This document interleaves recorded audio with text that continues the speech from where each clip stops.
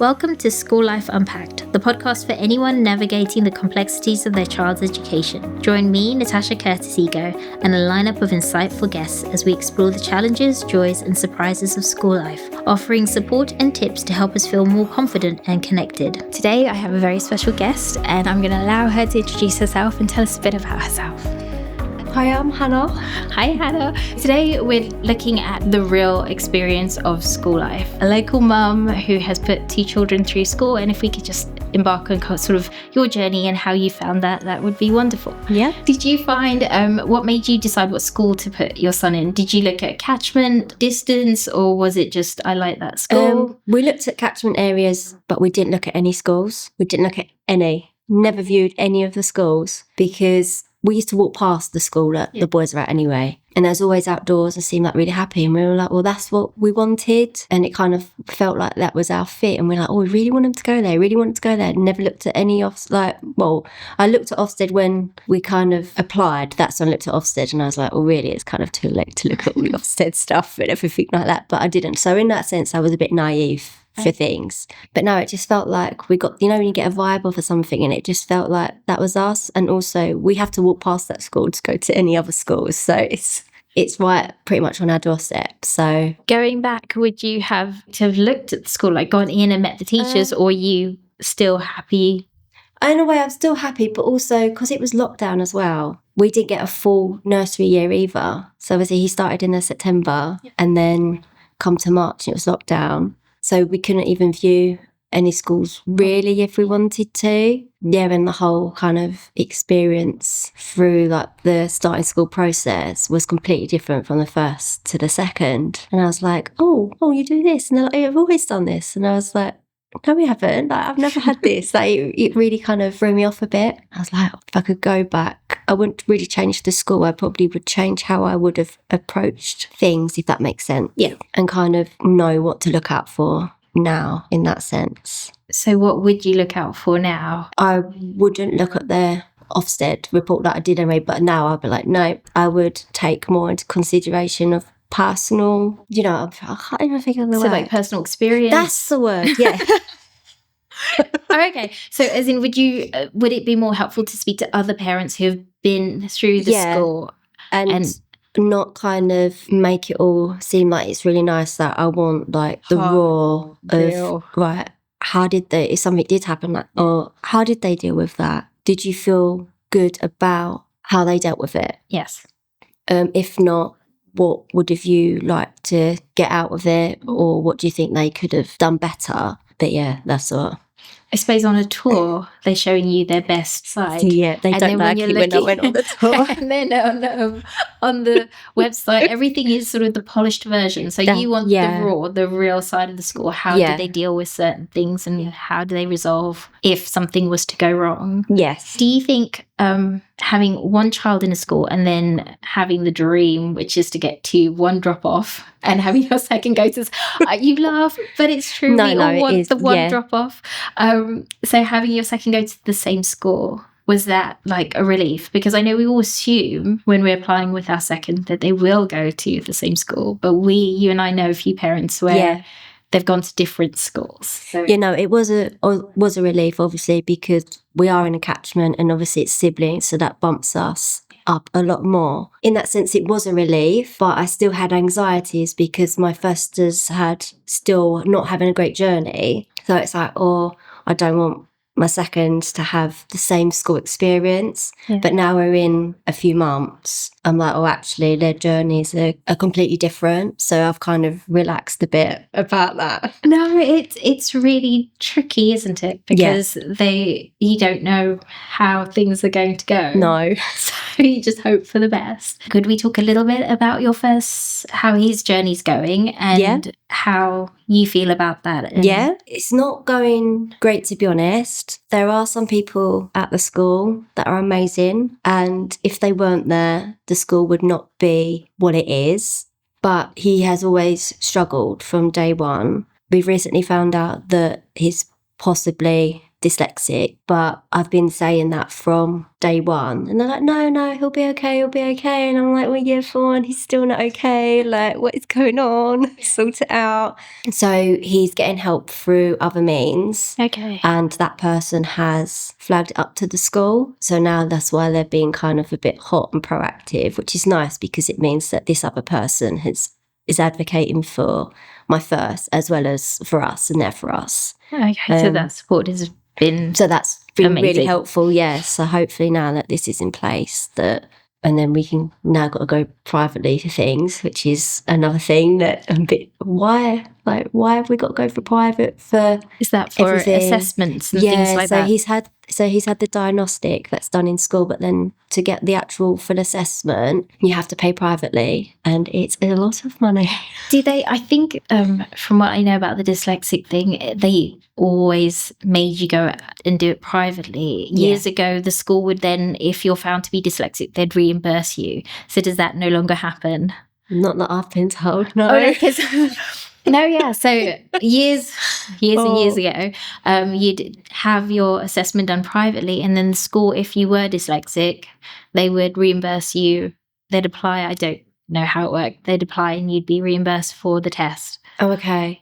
But no one has said anything. And by okay, well, this is many minutes ago. I can push that and be like, do you still do it? You can find out. Yeah. But I mean, once you're diagnosed, you get a lot more support, don't you? So at least there'll be those and things in place. that's what's frustrated me as well, is the fact that obviously he's been struggling academically as well as emotionally. So he's had like bullying and that as well, and that's not been handled very well. But academically, like, he has always had that struggle, and it's the fact that he's now been there 5 years, and I've been saying that he's struggling with this, he's struggling with that, like, he needs help. I give the school tools and how they can help him. They've not always put that in place, and then wonder why, this hasn't worked. And I'm like, well, if you're not doing what I've given you, it's not gonna help him. But and then this person's come in who's only seen him for a short period of time, weekly, once a week, and instantly gone, right, this is what I think, let's get it sorted. Yeah, let's get it sorted. So that's what's frustrating.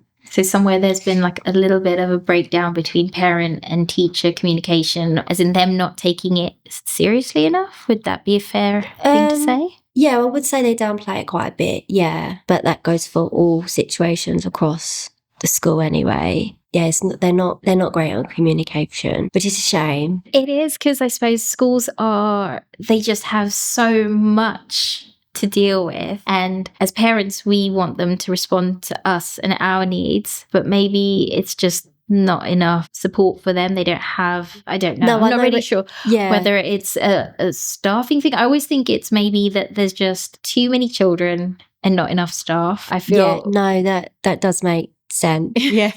I know, it's hard as parents, because we're like, our child is our child, and we only, but they have, how many in your, like, I know you only have a single form class school, but how many in a class? I'd say 30, could be a little bit more. Okay, so similar to ours, and we have 30 to 32 depending on the year, and one main teacher and one TA, and I feel it's a lot of children for just two people to deal with. See, there's quite a lot of teachers in one phase, and all the kids don't just have one like specific teacher. They all kind of intermingle. Okay. So it kind of breaks down, and they go off into little groups with a certain teacher, or they might do one big lesson with all the kids. But there's always kind of somebody, more than two people there, and they also have TAs that are in the class as well. So wow, you have a big support in your classroom. Yeah, I would say so, yeah. But then it's like, well, if there's so much support that's in the class, where's that support going? Those are very good questions. There's a lot of children in the class that do have a lot of needs, whether it's behavioural or, like academic. But why is there that's what I always say. I'm like, well, why is there no change? You have all these people, you have all this outside help that comes in. Why is there no change? So is there anybody you can address these issues to? As a parent, is there the opportunity to have that conversation with anyone? Oh, yeah, the conversation's always there. It's right, I suppose, at the time, so whether you're at the right place at the right time, and the right person is listening at that time, or the person that is meant to be listening, switches on. With going to your first day of school with your first son compared to first day with your second, how did you manage them? So with your first, how was he going into school? Actually, really important question before we go on. Did he go to the nursery attached to the school, or did he go to... Yeah, he did, yeah. Okay, so did that make the transition super easy? I think so, but he didn't have any kind of like a settling in session. So, you know, like before they start school and they're still in nursery, you can go and have a settling in session. They didn't have any of that. So literally the first day, all the parents were sitting on chairs on the grass, and then the teachers were like introducing themselves, and the kids were in. That was it, right? See you later, bye. And the kids went in, and they was in for, I think, an hour or two. And then we'd go pick them up, and that was it. And then obviously they build the days up.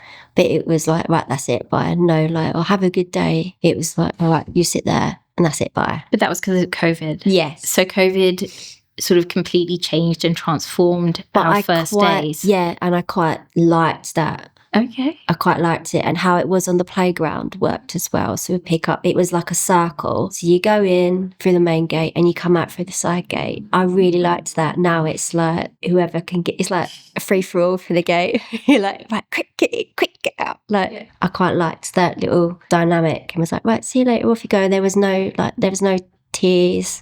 Obviously you can see a few kids there. It's a bit daunting, but that's obviously normal anyway, because obviously we're feeling exactly the same as well. But it was nice, and then all the parents were able to kind of have a little like, oh hi, how are you? Like, it was really nice like that. But with my second, it was like really a bit like overwhelming. So you have all like these little meetings building up, like with parents as well, like, and they're in like the different home groups. And then you meet your home group parents, and then they're in like in and out the school all the time, and I'm like, oh, this is a bit much. Like, didn't have all of this. I'm like, do you normally do this? Like, yeah. And then I was like, oh yeah, no, they didn't do it before because it was lockdown. But it was a lot, which is all right for some people. But when you've not had that before, and it is really overwhelming. So as a parent, the sort of the gentle starting in was a little bit overwhelming. What about for your son? Did he enjoy it? He was fine. He's not phased, because when they was in the nursery, they spent a lot of time in reception and around the school to build it up. Yeah. And also because his brother already in the school, so he's already familiar with the school anyway, always had that. So I think that also helps, that he's aware of who people are all throughout the year groups anyway. So he was just like, see you later, bye. So he had a sort of a base. In a way, he had the foundation of the location, who he was going to be meeting, who the grown-ups were, who the children. So he didn't have that first initial thrown in single swim. No, he was literally like, see you later, bye. I'd say he probably had a bit more of a better settling in than my first. But my first was still fine going in. He's still like, I had the best day. Like, he was completely fine. He was like, he didn't want to come out, basically. He was like, the school had to kick him out.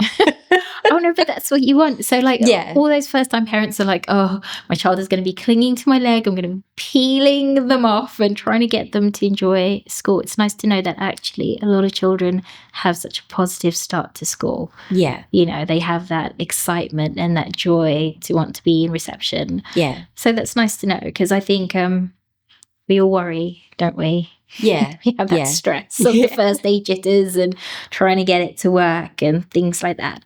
So do you find that with the school that you're at, because I know you a little bit, so I would say you're quite involved and quite active parent, but could you like tell the listeners what you kind of get involved in and why you get involved with the school in the way that you do? I'm on, it's called the fundraising committee, but it's basically like the school PTA in a sense. So I'm involved in that. Any kind of like trips or anything for reception, I get involved in with that. Kind of any time that they need helping out with anything, I just kind of do what I can, really. But what drives you to want to be involved with the school? Like, I think it's more so, one, it's something to do, and two, the social aspect of it. So since being involved in school, I've actually made like some really lovely friends. And we see each other all the time, not just in school but out of school. And they're not teachers. There are other mums that kids have still got kids at the school, and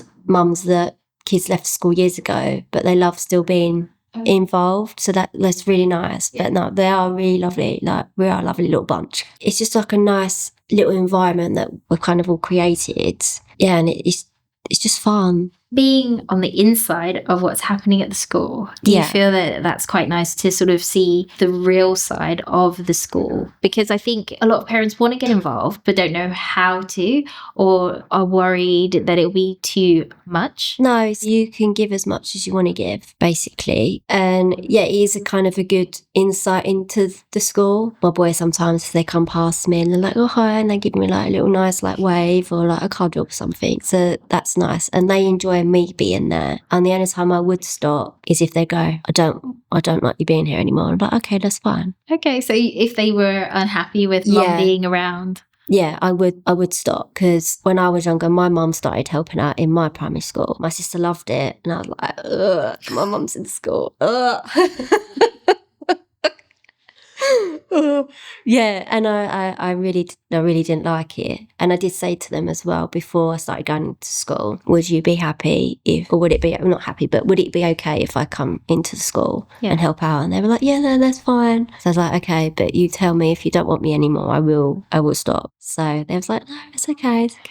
I think when they're in that junior school, sort of KS1, KS2, they quite like mum's involvement. From what I've seen, like my kids get quite excited if they see me at school. What are you doing here? How are you? Yeah. You know, oh, maybe senior school's different.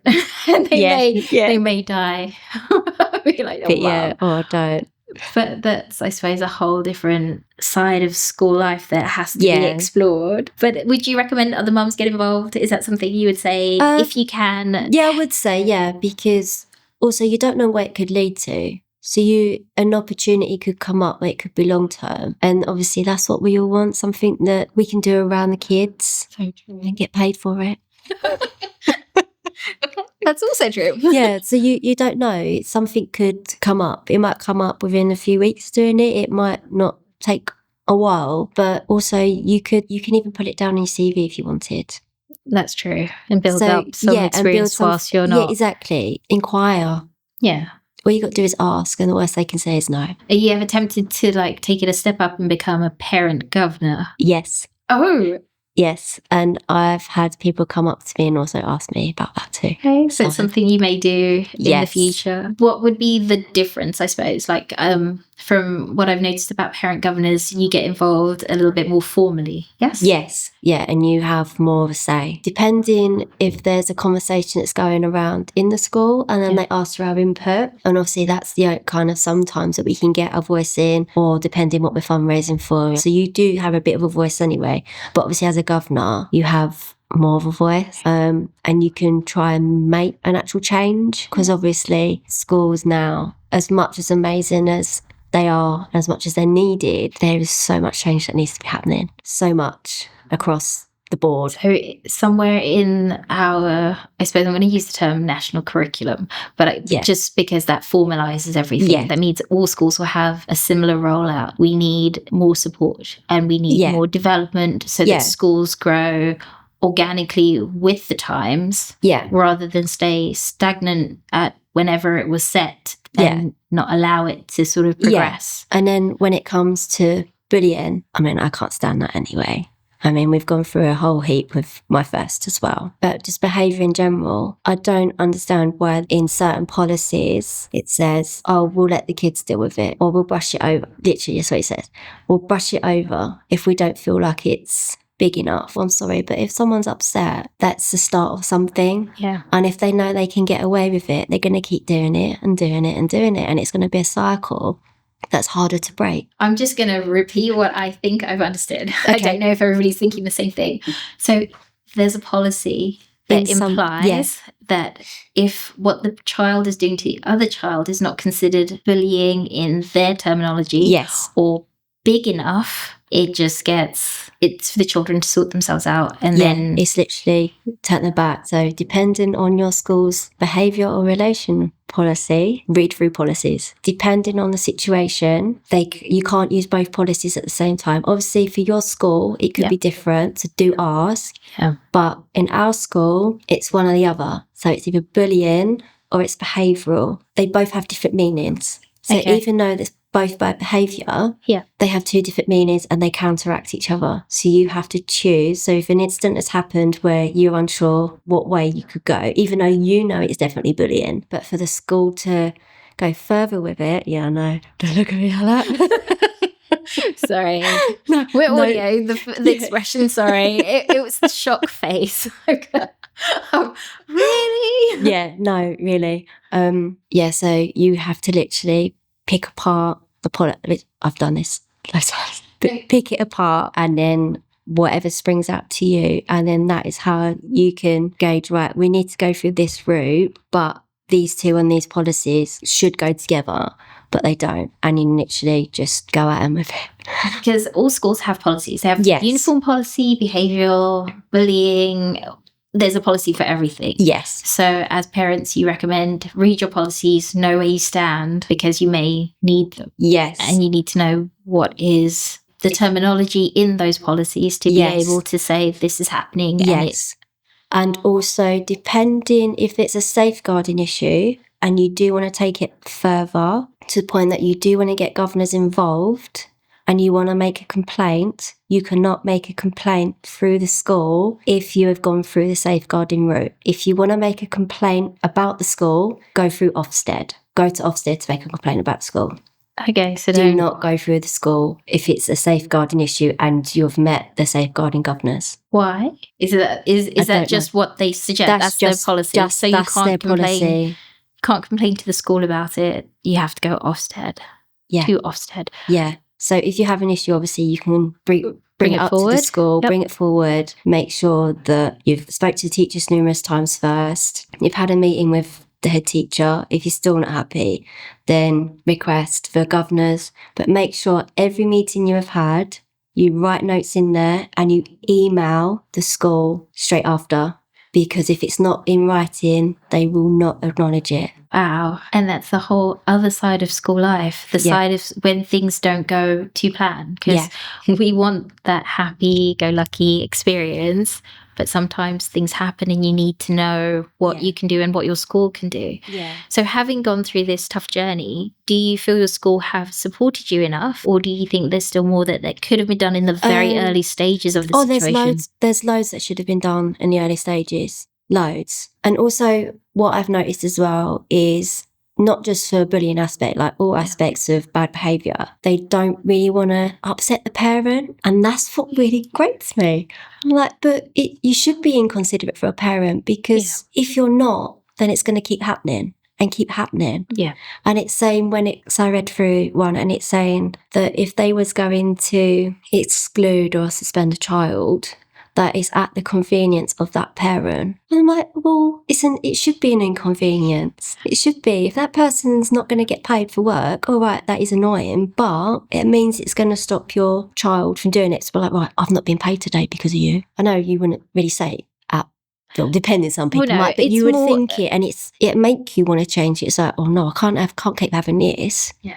And I suppose exclusion is such an extreme. It's like the very end. So before that, the school hopefully would engage with the parents of the children where the problem is and be like, how can we resolve this? What can we do? What do we need to do to support you to make things better so we don't get to that extreme exclusion point in our journey? Because I mean, that must be traumatic for the parents as well as the child. Well, because they may not know what they're doing is, I don't want to say that bad, but they may not know that actually, there's help and we can break that cycle, get support, find out what's really going on. Because I don't think bullying's ever as simple as kids just picking on each other. I feel like there's always something underneath going on. And if we can get to that underneath, we might be able to stop it before it escalates. Yeah, it's just basically taking the victim seriously. Yes. And what you might think of, that's nothing. It's always something. Definitely. It is always something. And also in certain policies, the victim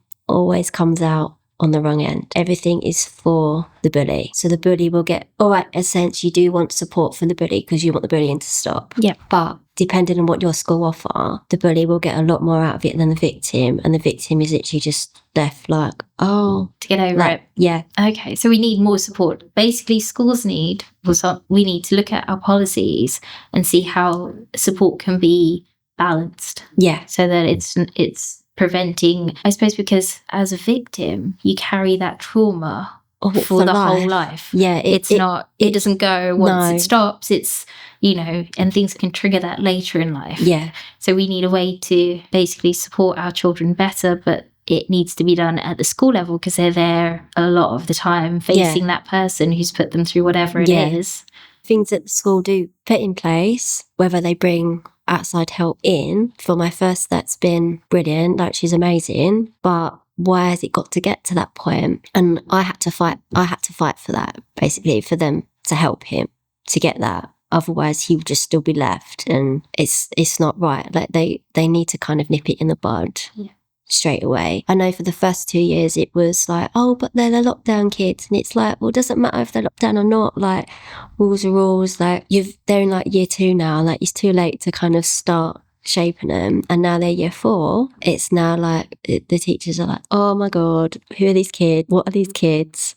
It's a shame because there actually are a really lovely year group. Like, the kids in there, they're amazing, and there's such a dynamic of all like different traits, and they all bring out each other's strengths in different ways, and they all advocate for each other, and it's really, really nice. But you just get the minority, and you're just like, oh my god, like, and you know why. And the school knows why, but it's like, why are you not doing anything about it? They need to have those policies in place that are very clear and that parents can be very aware of. And if your child is not following those rules, it needs to be addressed a lot earlier. Yeah. So that would be your advice to the school. Is like, and even get your kids to know kind of the policy. So in our school, it's a pyramid, and it's like red, yellow, green. And apparently all the kids should know that. But when I questioned mine, they were like, no, I didn't know nothing about that. So what is the pyramid? So it's different stages, basically. So red is like, if you're in the red, it means that it's the worst of the worst of the worst, and you need to be taken out of the class, or maybe other things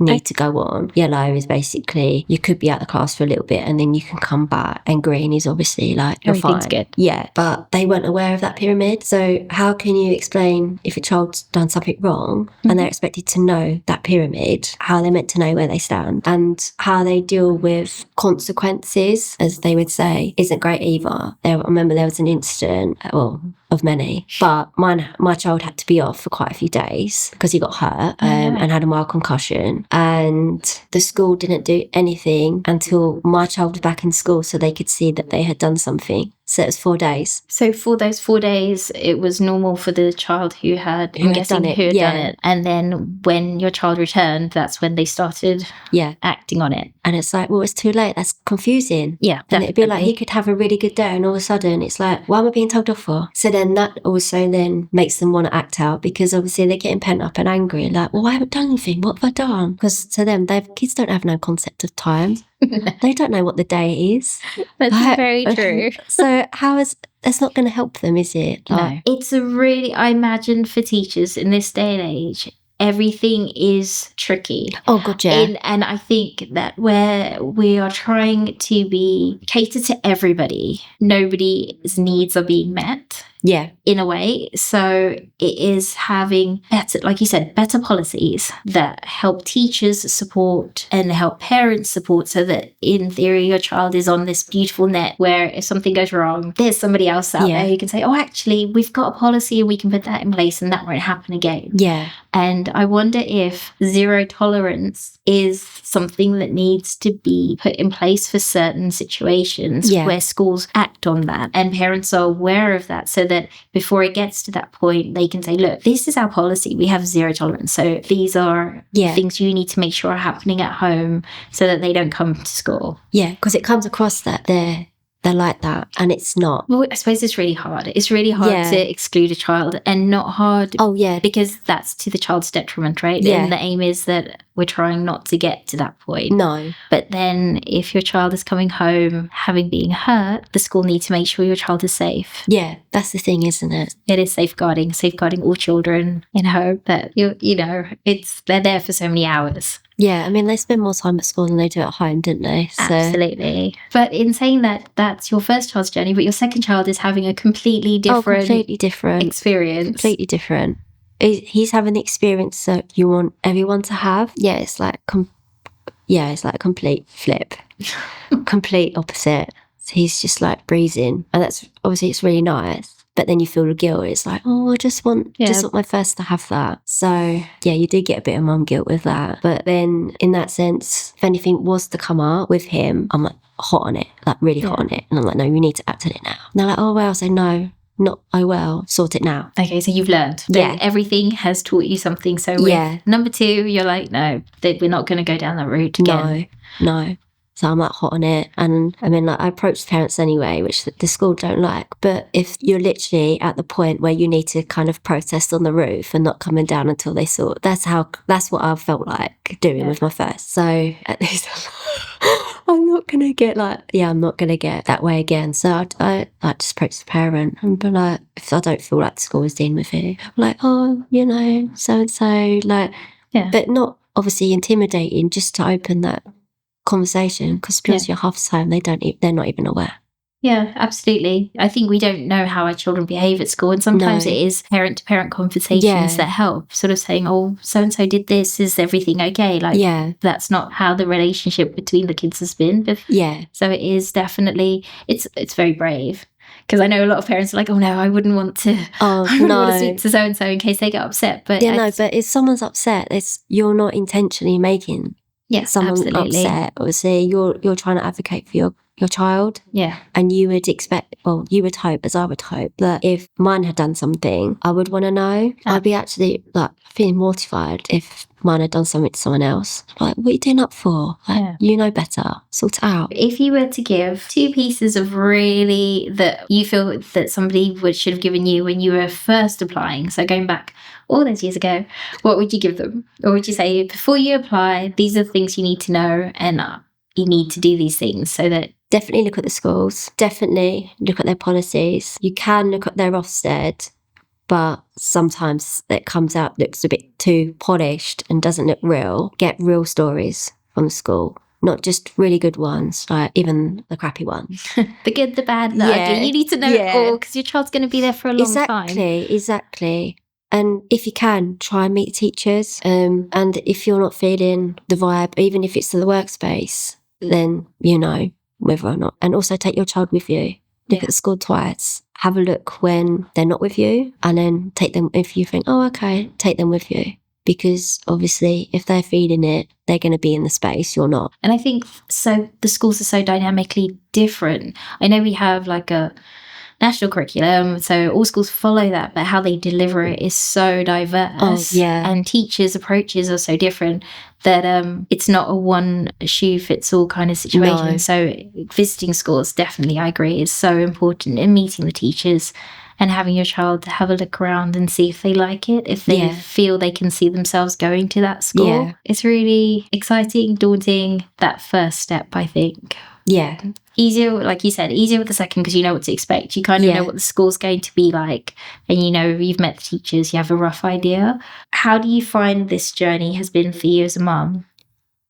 Stressful, tiring, but also exciting at the same time. I know that you're a freelance photographer, aren't you? Yes. And so how do you balance the freelance and the helping at the school and being a mum? Basically work around the kids and the school. Obviously with bookings and that, I'm always have my diary and I'm like, right, no, school then, right, I can do this. So I've managed to find a balance. So before I didn't. So my partner had a different job. And I literally was like, oh my God. So it used to just be half terms only, because I used to have the help. I still have the help, but I don't need that help as much. But now he's at this new job and he can work mostly from home, and it's a bit more flexible that I am able to also get around that, kind of managing time as well. So I have alarms for everything, and I set myself time. So kind of like using school when you had your study time. Well, that study time is my work time. So I don't put too much pressure on myself. There's like that little period where you've got to think about working as well. Most mums want to get back to work or start their own thing. And like you said earlier, finding a job in school, awesome, beautiful potential. But then like if you're a creative mum, sometimes you think, oh, freelancing. So I found that quite interesting that you've managed to find that balance. It did take a long while to get there. Like it was stressful and it took a long while, and you do suffer really, really badly with imposter syndrome. I mean, you suffer with that anyway, regardless of working or not, because you always feel like you're not doing good enough or you could do better. But it does become less stressful and it does get balanced. It just takes time. And obviously when you get to that point, you're like, oh, this is what it feels like. This is nice. Because it hasn't been in a groove for quite a long while. It's nice to finally feel like I'm on a level playing field, basically. I think in the beginning, motherhood is that intense roller coaster. So once you get to that balance, that harmony, you kind of can breathe again. Yeah. And you don't realize that you've been holding your breath, just trying to keep these little humans alive. Yeah. Get them to school. And then once they're at school, and then you get that little extra bit of time where you can find you again. Yeah. It's lovely. And you have this family, work, beautiful balance that can flow. And it sounds like you've achieved that. So that's really awesome. It helps as well kind of now finding like other support. So I think if I kind of didn't find mum friends, and that sounds a bit cliche, but if I didn't find mum friends, I probably would struggle. But now I have that kind of extra arm, it does help, because your mental health is so important. Like, I'm a massive advocate for that. Whether like your parent, child, whatever, I'm a massive advocate, and you need to make sure that your mental health is your forefront. If you're not happy, it's just a downward spiral. Not at this point, but it will reflect on your kids. You don't notice it until you're like, wow, my kid's acting like this, and it's like, oh, because I'm not feeling great. They pick up on it without you even realizing. So you need to make sure that you are getting yourself there mentally. And even as an adult, as a mom, it's so hard to make friends. You're like, oh my God, the thought of making a friend. Like, you feel really like a child. Like, you feel like, I'm like, oh my God, do they like me? Oh. I think that's a whole second episode on just making friends in adulthood. I think we have to come back and do that again. Yes. It would be good, right? Okay, so thank you so much, Hannah, for your time, and thank you for chatting with me. It's been absolutely wonderful, and hopefully you'll come back for a part 2. No, definitely. Yeah? I'll take you up on that. Thank you. Thank you for joining us on today's episode, and we truly appreciate you listening. Don't forget to turn on your notifications, subscribe, and follow to stay updated on future episodes. We look forward to seeing you next week.